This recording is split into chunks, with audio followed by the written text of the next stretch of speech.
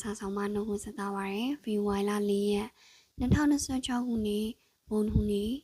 ညဉ့်ညူသောစကားတခုကိုများဒီနှုတ်ထဲကမထွက်စေနေကြားနာသောသူတို့၏အကျိုးကိုပြုစုစေခြင်းကတိဆောက်စီရာကောင်းသောစကားကိုသာသုံးဆောင်ကြလော့ရေးဖတ်ဝါစာအခန်းကြီး၄ခန်းငယ်29ခေါင်းစဉ်ကစကားပြောခြင်းမှာပုံသက်သည်ကြာတော့ကြာခဲ့ပါပြီလွန်ခဲ့သော2012ခုနှစ်တုန်းကရုပ်မြင်သံကြားအစီအစဉ်တစ်ခုကိုကျွန်တော်တို့ကြည့်ရှုနေခဲ့ပါသည်ရုပ်ရှင်ထူးချွန်စုအကယ်ဒမီပေးပွဲကိုဓာတ်ရိုက်ထုတ်လွှင့်မှု live ကိုကြည့်နေခဲ့တာပါထိုပွဲတွင်ငယ်ရွယ်၍လှပသောဘိုင်စကုတ်မင်းသမီးတစ်ယောက်ကအကယ်ဒမီတဆုကိုရရှိသွားခဲ့ရာလက်ခံယူပြီးနောက်မှာဂျေဆုတင်စကားကိုဤကဲ့သို့အစာပြုပြောဆိုလိုက်ပါ၏ဒီဆုကိုရတဲ့အတွက်ပထမဆုံးဖျားခင်ရဲ့ဂျေဆုတော်ကိုချီးမွမ်းပါတယ်ထိုစကားကိုကြားရလေအတူကြည့်ရှုနေသောမိတ်ဆွေများကတန်အတော်ပြီဟာဒီမင်းသမီးကခရိယန်မာလာကိုရည်ရွယ်သလိုကျွန်တော်ကိုပြောပါသည်တကယ်တော့သူမကိုခရိယန်လားမခရိယန်လားကျွန်တော်မသိပါသို့တော့ဟုတ်မယ်ထင်တာပါပဲ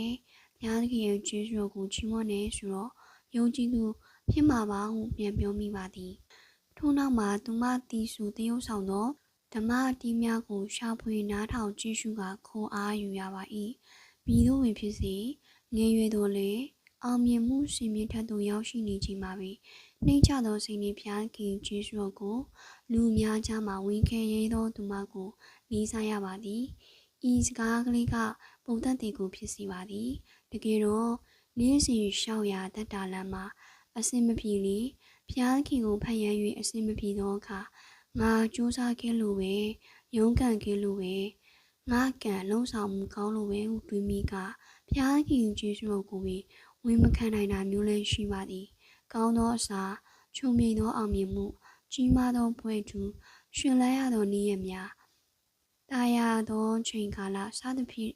လက်ခံသိမ်းပိုက်ရသောအခါဘုန်းတော်ကိုထင်ရှားစေသောစကားများအဖြစ်ပုံသက်တည်ကောင်းကိုပြသရမှာပါအကယ်ဒမီပွဲမှမင်းသမီးမယ်လိုဒီပေးသောတရားစာအတွက်ကျေးဇူးတင်ရပါသည်